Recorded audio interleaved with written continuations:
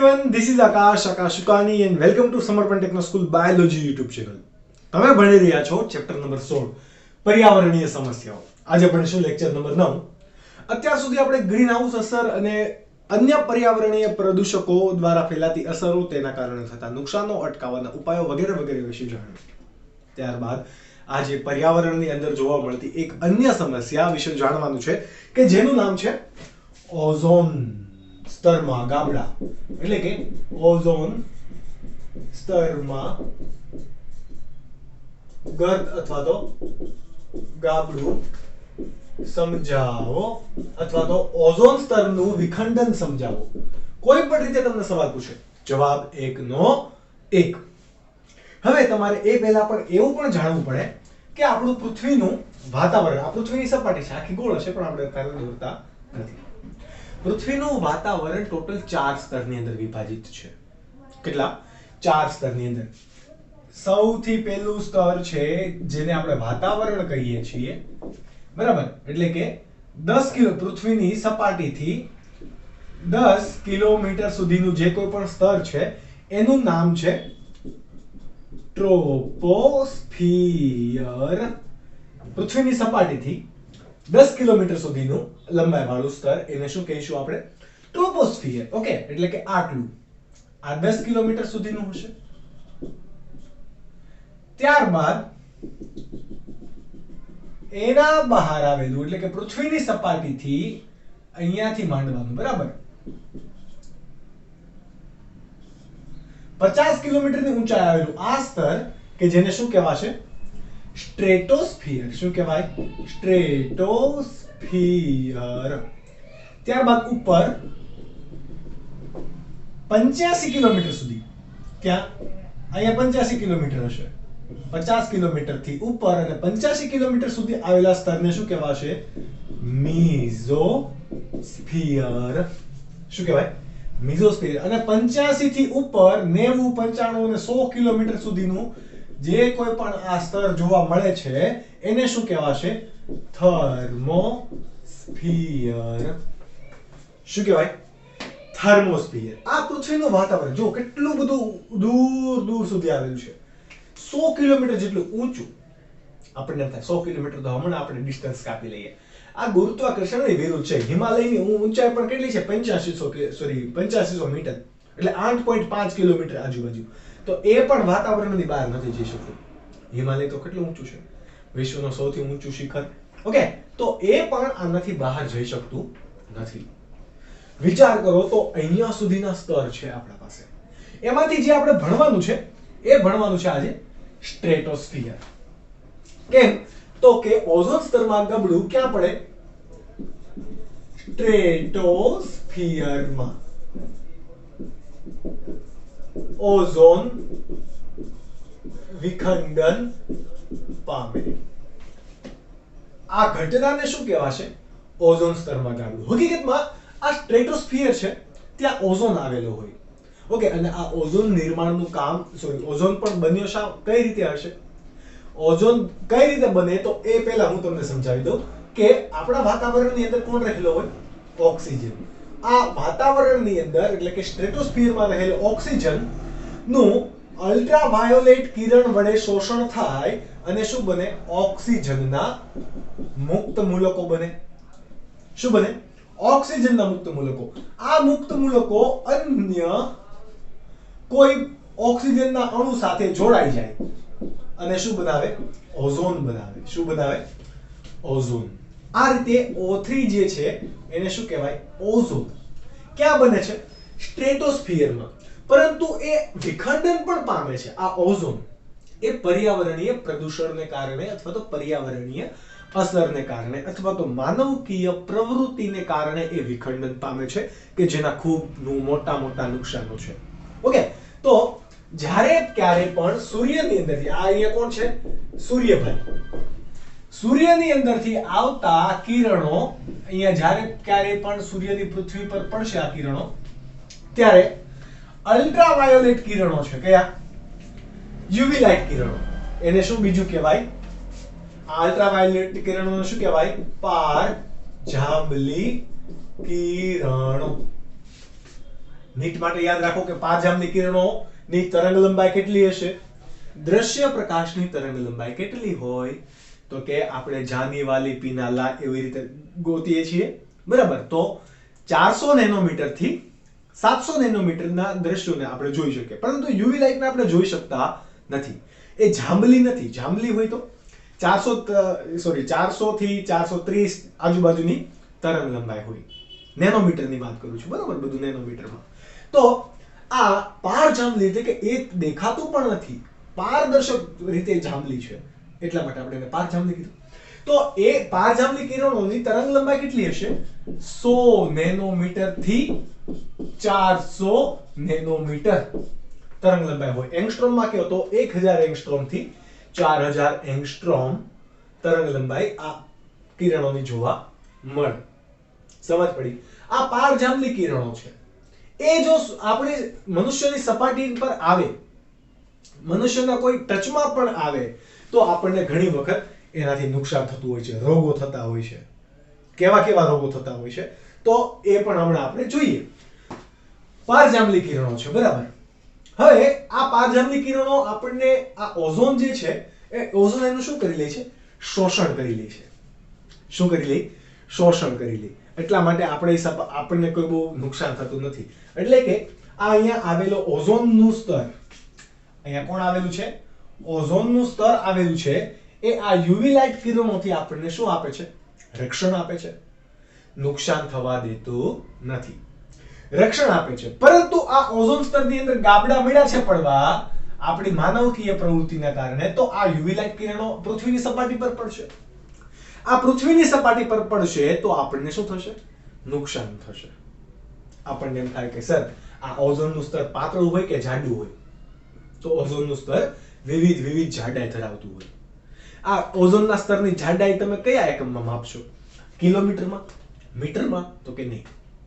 પૃથ્વીની સપાટીની સાપેક્ષે આ ઓઝોન સ્તરની જે જાડાઈ છે, સ્ટ્રેટોસ્ફિયરની હું વાત નથી કરતો, ઓઝોન સ્તરની જાડાઈ માપવાનો એકમ કયો છે?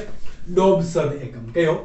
ડોબ્સન એકમ. એટલે અહીંયા લખી દઉં છું કે ઓઝોન સ્તરની જાડાઈ કયા એકમમાં મપાશે? ડોબ્સન એકમમાં મપાય. આ નીટમાં ઘણી વખત પૂછાય છે અને ક્યારેક ગુજરાત બોર્ડની અંદર પૂછી લે છે. તો આવા નાના ટ્રિકી ક્વેશ્ચનને તમારે ધ્યાનમાં લેવા. ઓકે, આ ઓઝોન સ્તરની અંદર જો હવે કેવું હશે? ઓઝોન સ્તર વેલ ડેવલપ્ડ છે તો એની જાડાઈ કેવા હશે? વધારે ડોબ્સન એકમમાં હશે. પરંતુ કોઈ માનવકીય પ્રવૃત્તિને કારણે આ ઓઝોન સ્તરની જાડાઈ ઘટે છે, પાતળું થાય છે ઓઝોન સ્તર. એને આપણે શું કહીએ છીએ? ઓઝોન સ્તરમાં ગાબડું અથવા તો ઓઝોનનું વિખંડન. આવું કોણ કરશે? તો માનવકીય પ્રવૃત્તિના કારણે રેફ્રિજરેટર કે પછી રેફ્રિજરેટરમાં કે એસી ની અંદરથી મુક્ત થતો ક્લોરોફ્લોરોકાર્બન છે એ પૃથ્વીની સપાટી પરથી જશે. કયો? કારણ કે માનવ બધા પૃથ્વીની સપાટી પર રહે છે, પૃથ્વીની અંદર નથી રહેતા. આ વસ્તુ તો ખ્યાલ છે ને?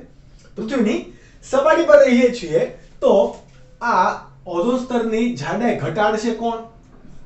ક્લોરોફ્લોરોકાર્બન. કોણ?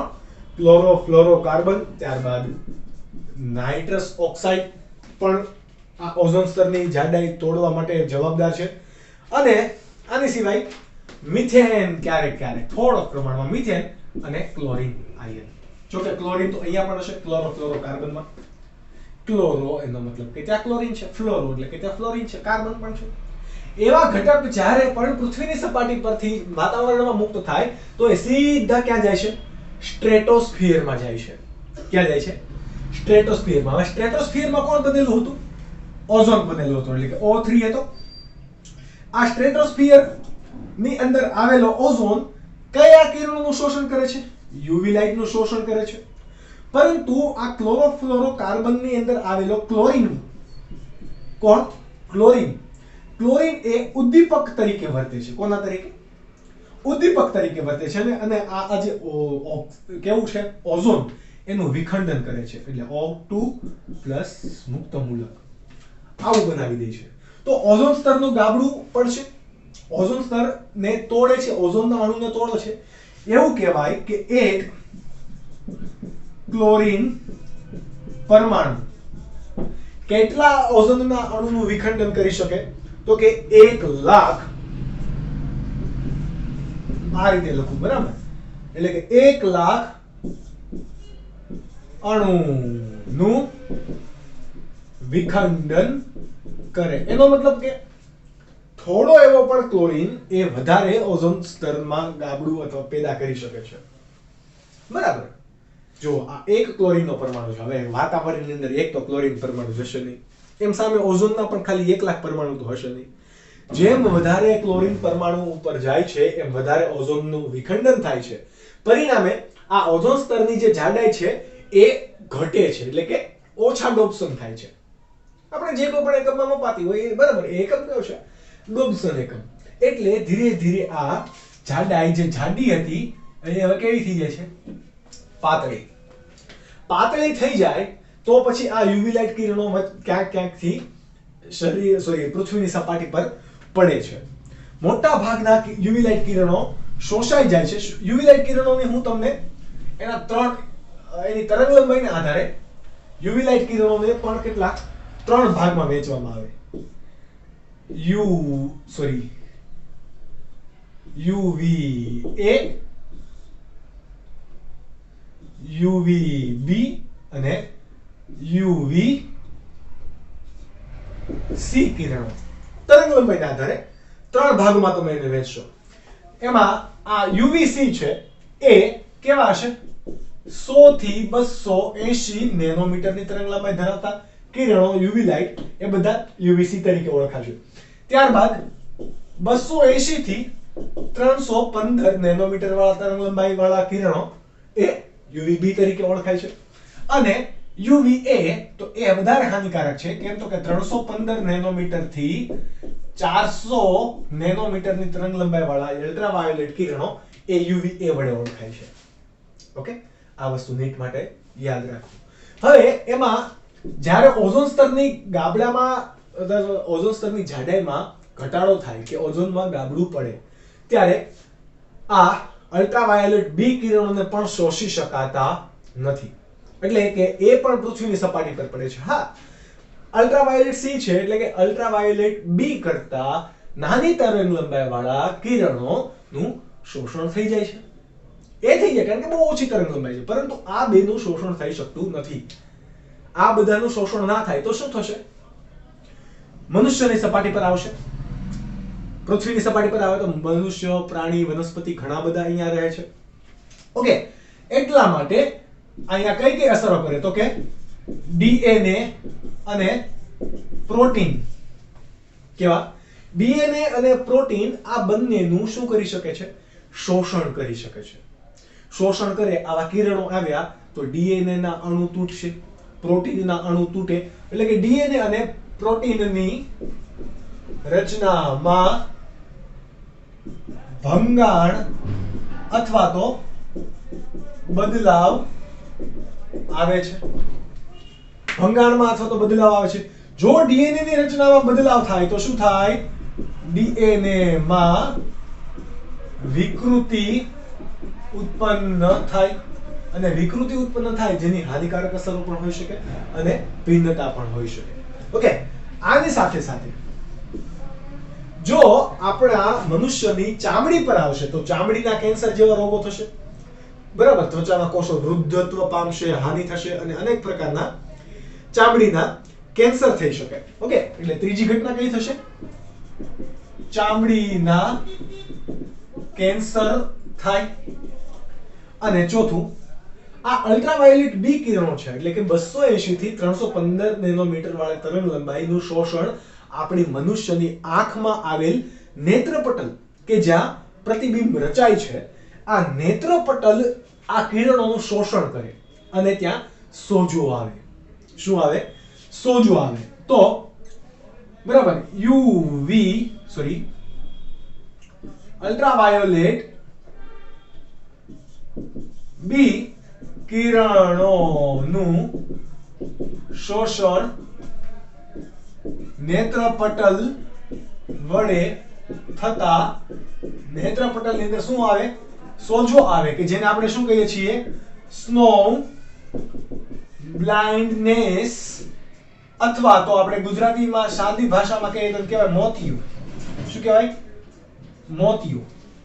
મોતિયાના ઓપરેશન કરાવે, બરાબર. મોતિયો પછી વધી જાય તો કે ગાંઠ જેવું થઈ જતું હોય તો એ વગેરે વગેરેના ઓપરેશન વડે એને દૂર કરી શકાતો હોય.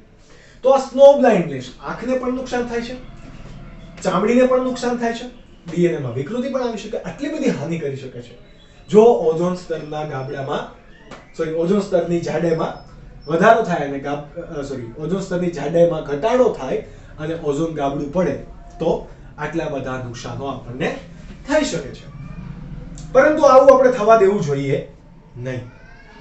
આવું થવા દેવું જોઈએ નહીં. આવો એક કેસ જો ઓઝોન સ્તરની જાડાઈમાં 100% ઘટાડો થાય એટલે કે ઓઝોન સ્તર ત્યાંથી દૂર થઈ જાય સંપૂર્ણપણે, એટલે કે સંપૂર્ણ ગાબડું પડી જાય, ત્યારે ચામડીના કેન્સર અને આંખના મોતિયામાં 26% વધારો થાય.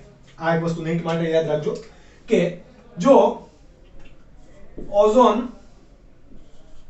જાડાઈમાં ઓઝોનના સ્તરની જાડાઈમાં 100% ઘટાડો થાય તો ચામડીના કેન્સર અને આંખના રોગોમાં કેટલા ટકા? તો કે 26% વધારો થાય. કેટલા ટકા? 26%. વિશ્વની સાપેક્ષે આપણે વાત કરીએ છીએ. હવે વિશ્વની વસ્તી ચોપડીના અનુસાર અત્યારે તો 7.8 બિલિયન છે, પરંતુ વસ્તી ચોપડી અનુસાર 7 બિલિયન આપણે ગણીએ તો 7 બિલિયનના અનુસાર 26% એટલે કે વિશ્વમાં 3 લાખ કેસ ચામડીના કેન્સરના વધે અને 17.5 લાખ કેસ મોતિયાના વધે. એટલે કે કેટલા? અહીંયા લખીએ 3 લાખ કેસ કોના વધશે? ચામડી કે ત્વચાના કેન્સરના વધે અને 17.5 લાખ જેટલા કેસ, કારણ કે વધારે લોકો આનાથી ઇન્ફેક્ટેડ થશે એટલા માટે, બરાબર, કોના વધે? મોતિયાના વધી જાય. આ નીટ માટે માહિતી યાદ રાખવાની છે. સમજ પડી? તો આટલી બધી નુકસાન થાય તો શું કરવું જોઈએ? તો ભાઈ એટલું બધું નુકસાન તો આપણને પોસાય નહીં. આટલું બધું નુકસાન પોસાય નહીં. આ તો બધા જ માનવોને મુશ્કેલીઓમાં મૂકી દે એવી ઘટના થઈ ગઈ. એટલા માટે ઓઝોનના સ્તરની જાડાઈમાં થતો ઘટાડો વિશે આપણે જાણ્યું અને એનાથી પણ ખબર પડી કે ઓઝોનની સ્તરનો જાડાઈમાં ઘટાડો કોણ કોણ કરે છે. જે કોઈ પણ ઘટક ઓઝોન સ્તરની જાડાઈમાં ઘટાડો કરવા માટે જવાબદાર છે એવા બધા ઘટકોને શું કહેવામાં આવે? ODS. નીટ માટે યાદ રાખજો. શું છે આખું નામ? Ozone depleting substance. કેવું? ઓઝોન ડિપ્લીટિંગ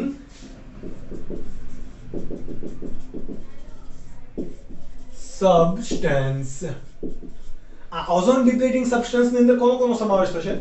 CFC, ક્લોરો ફ્લોરોકાર્બન, કે જે 14% જેટલો ભાગ ભજવે છે ઓઝોન ગર્તની અંદર. કેટલો? 14% જેટલો ભાગ ભજવે છે, કારણ કે આની અંદરથી ક્લોરીન ઉત્પન્ન થવાનો ને, એટલે કે આ કેવો છે? મેક્સિમમ નુકસાન કરતો ઘટક CFC. ત્યારબાદ છે નાઇટ્રસ ઓક્સાઇડ. નાઇટ્રસ ઓક્સાઇડ 2.5% જેટલો જ ભાગ ભજવે, પરંતુ ભાગ તો ભજવે છે. આની સિવાય મિથેન છે અને ક્લોરીન જેવા ઘણા બધા ઘટકો પણ કોની અંદર આવે? ODS ની અંદર સમાવેશ થશે. શાની અંદર? ODS ની અંદર આ બધા ઘટકોનો સમાવેશ થશે. હવે તમને એવું પણ થાય કે સર પૃથ્વીના 4 સ્તરો પૈકી ફક્ત ઓઝોન સ્ટ્રેટોસ્ફિયરમાં જ જોવા મળે?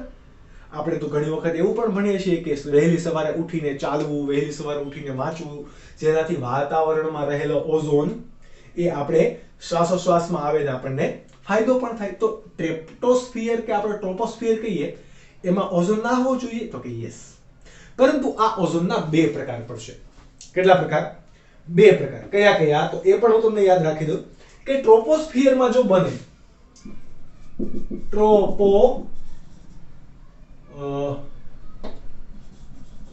સ્ફિયરમાં અને બીજો કયો હશે? સ્ટ્રેટોસ્ફિયરમાં. ટ્રોપોસ્ફિયરમાં બનતા ઓઝોનને શું કહેવામાં આવે? Bad ozone. અને આને સ્ટ્રેટોસ્ફિયરમાં બનાવવામાં આવે બનતો હોય એને શું કહેવાય? Good ozone. શા માટે બેડ ઓઝોન અને શા માટે ગુડ ઓઝોન? તો એ પણ આપણે સમજી લઈએ કે બેડ ઓઝોન એ વનસ્પતિ અને પ્રાણી માટે નુકસાનકારક છે. કેવો છે?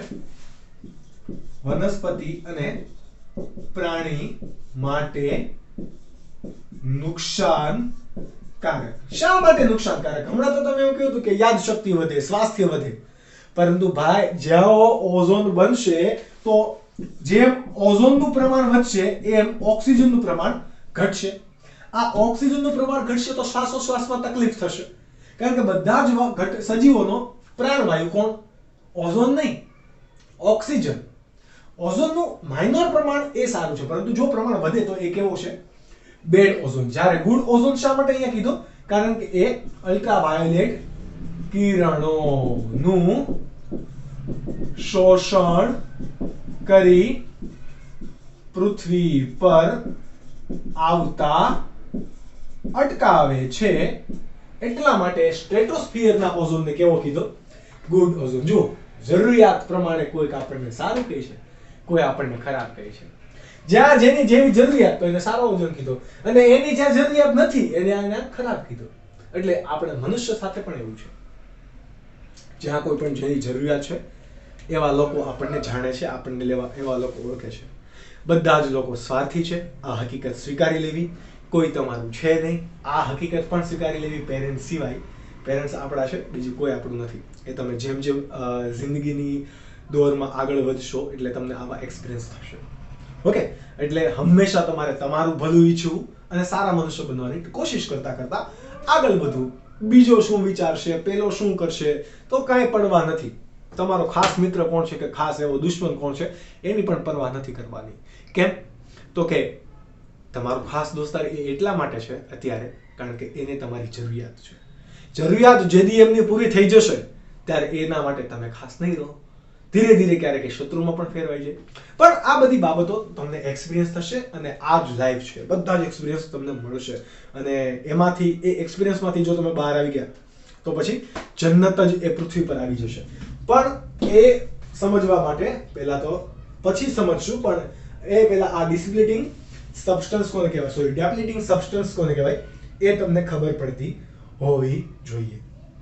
હવે આ કોઈ પણ બાબતની વાત કરું કે અત્યાર સુધી આવો ઓઝોનનું સ્તરમાં ગાબડું થાય છે તો ભાઈ કોઈ જેમ કે લોકો પરિષદ યોજે, લોકો આપણે ભારત હોય તો પરિષદ ન યોજાય.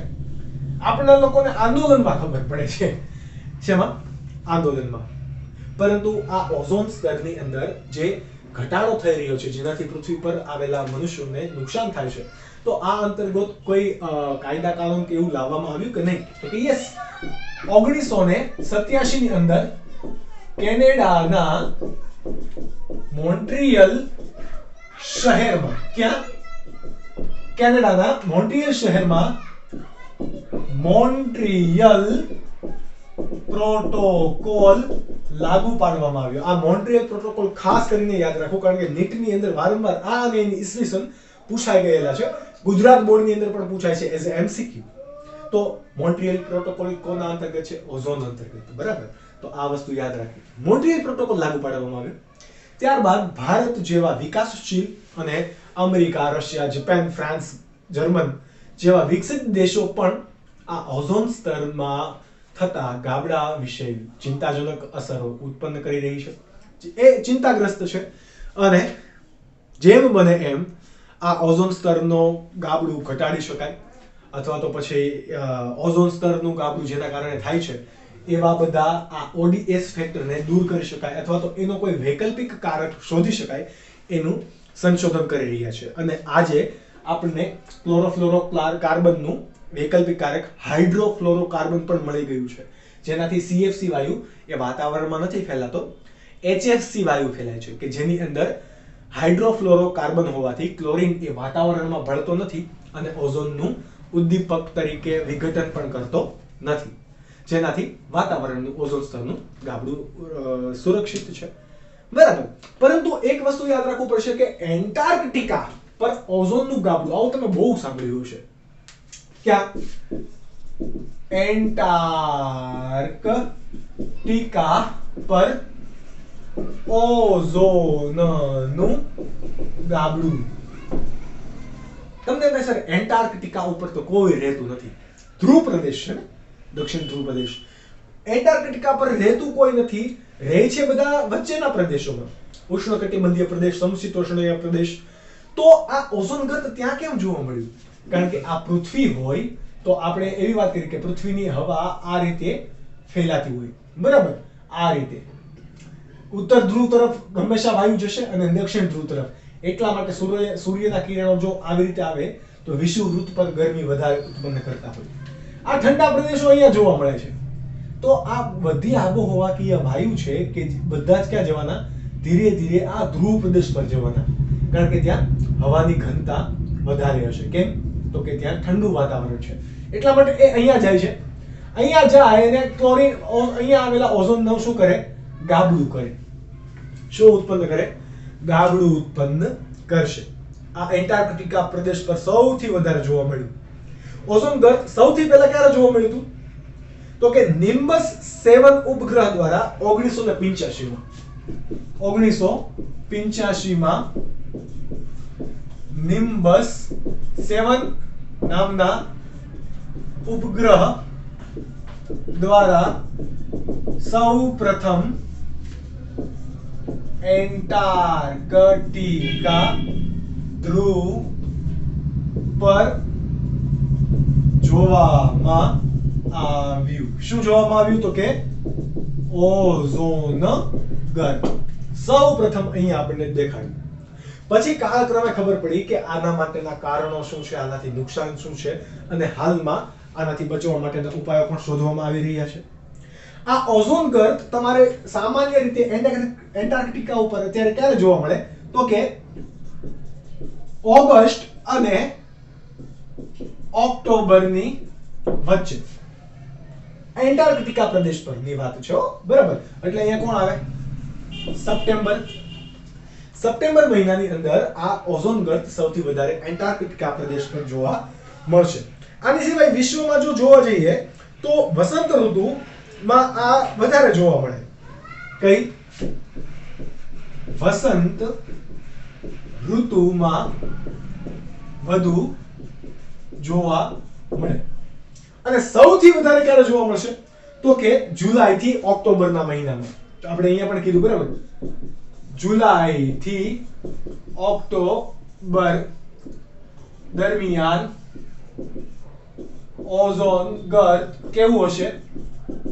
સૌથી વધારે થાય. કેમ? તો કે જેમ જેમ ઠંડો પ્રદેશ થશે એ રીતે. આ ક્લોરીન વાયુ એ વાતાવરણની અંદર ઓઝોન સાથે સંયોજાઈ જાય છે, એટલે ઓક્સિયોક્લોરાઇડ બનાવે. પરંતુ વર્ષો બાદ આ ઓક્સિયોક્લોરાઇડ એક ક્લોરાઇડ સ્વરૂપે પૃથ્વી પર પાછું ફરે અને ત્યારે પણ પૃથ્વીને નુકસાન કરશે. સમજ પડી? એટલે જ્યારે ક્યારે પણ આ ઓઝોન ઉપર જાય છે અને એ સંયોજાઈને વર્ષો બાદ નીચે ક્લોરાઇડ સ્વરૂપે આવે ત્યારે પણ નુકસાન કરે છે. કેમ? તો કે આ બધા ઘટકોને કારણે. આ બધા પ્રદૂષકો છે. તો કે હા, એ પૈકી મિથેન એ બાયોગેસમાં વપરાઈ જાય છે, નાઇટ્રસ ઓક્સાઇડ એ આપણે પ્રદૂષક છે, આ ઓઝોન વાયુ છે. અહીંયા કાર્બન ડાયોક્સાઇડ અને કાર્બન મોનોક્સાઇડની વાત નથી, એટલે બધે જ જ્યાં હોય ત્યાં કાર્બન ડાયોક્સાઇડ, કાર્બન મોનોક્સાઇડ ચિપકાવી દેવાનું નહીં. ઓકે, તો આ વસ્તુ હતી ઓઝોન ગર્ત વિશે, ઓઝોનમાં પડતા ગાબડા વિશે, કે જે તમારે યાદ રાખવાની છે. બહુ જ સિમ્પલ ક્વેશ્ચન છે. તમને આ બધું જ વસ્તુ નીટમાં પણ જરૂરી છે, તો નીટમાં પણ તમે યાદ રાખશો. જ્યારે ક્યારે પણ તમને આ સવાલ તમે આ ચેપ્ટરના કે આ એમસીક્યુઝ આ ટોપિકના પર્ટિક્યુલરલી એમસીક્યુ સોલ્વ કરતા હોય ત્યારે હંમેશા જે વધારાની માહિતી તમને મળે છે એ ટેક્સ્ટ બુકની અંદર કે તમે જો કોઈ પણ નોટ્સ બનાવતા હોય ત્યાં લખી દો. તમને એ વધારે બેનિફિશિયલ થશે, કારણ કે આ બધા અને તાજેતરના પ્રશ્નો પણ આ ટોપિક્સમાંથી પૂછાય છે. તો તાજેતરમાં શું થઈ રહ્યું છે એ બધી માહિતીને પણ તમારે યાદ રાખવી. અત્યારે તમે જોયું હશે કે ચક્રવાત કે ગમે ત્યારે વાવાઝોડું આવે, બરાબર, ગમે તે સિઝનની અંદર વરસાદ આવે, તો આ કયું વાવાઝોડું તાજેતરમાં આવ્યું, કયા વાવાઝોડાએ વધારે નુકસાન કર્યું, આવી બાબતો પણ તમને ખબર હોવી જોઈએ. કારણ કે નીટમાં ક્યારેક ક્યારેક જો પૂછાઈ જાય, અથવા તો તમને as a student, as educated person તમને આ ખબર હોવી જોઈએ. તાજેતરના ન્યૂઝ પણ હોવા જોઈએ. તો આ ઓઝોન ગર્ત રિલેટેડ તાજેતરની અંદર કઈ કઈ ઘટનાઓ થઈ એ પણ તમે ટાસ્ક બનાવી શકો અને તમે નોટ ડાઉન કરી શકો કે આવું આવું વસ્તુ થાય છે. આપણે અહીંયા તો એટલું જ ભણશું કે જેટલું તમને ટેક્સ્ટ બુકમાં ભણાવવામાં આવે છે, પરંતુ તમારે એક રિસર્ચ સ્કોલર બનવું હોય અને તમારી અંદર એક વૈજ્ઞાનિક તરીકેની જો એબિલિટી વિકસાવવી હોય તો અત્યારથી બધું જ તાજેતરની અંદર શું ચાલી રહ્યું છે એ યાદ રાખવું. એ તમારું જનરલ નોલેજ પણ વધારશે અને તમને એક સારો સ્ટુડન્ટ કે સારો વિદ્યાર્થી પણ બનવામાં મદદ કરશે. ઓકે, તો આઈ હોપ કે તમને સમજાઈ ગયું છે. આ ટોપિકના એમસીક્યુ સોલ્વ કરો. નેક્સ્ટ ટાઈમ આપણે ફરીથી મળીશું ત્યારે લાસ્ટ લેક્ચર જોઈશું અને ચેપ્ટરની પૂર્ણાહુતિ કરીશું. પછી ત્યારબાદ જો સમય વધશે અને સ્કૂલ રીઓપન નહીં થાય તો આપણે ફરીથી ઓનલાઈન ચેપ્ટર ચાલુ કરીશું. એની અંદર જે કોઈ પણ ચેપ્ટર બાકી છે, ચેપ્ટર નંબર 3 સજીવો અને ચેપ્ટર નંબર 13 સજીવો અને વસ્તી ભણીશું. ત્યાં સુધી એમસીક્યુ સોલ્વ કરતા રહો, વાંચતા રહો, મહેનત કરતા રહો, ઘરમાં રહો, વ્યવસ્થિત રહો, સુરક્ષિત રહો. Bye bye and take care.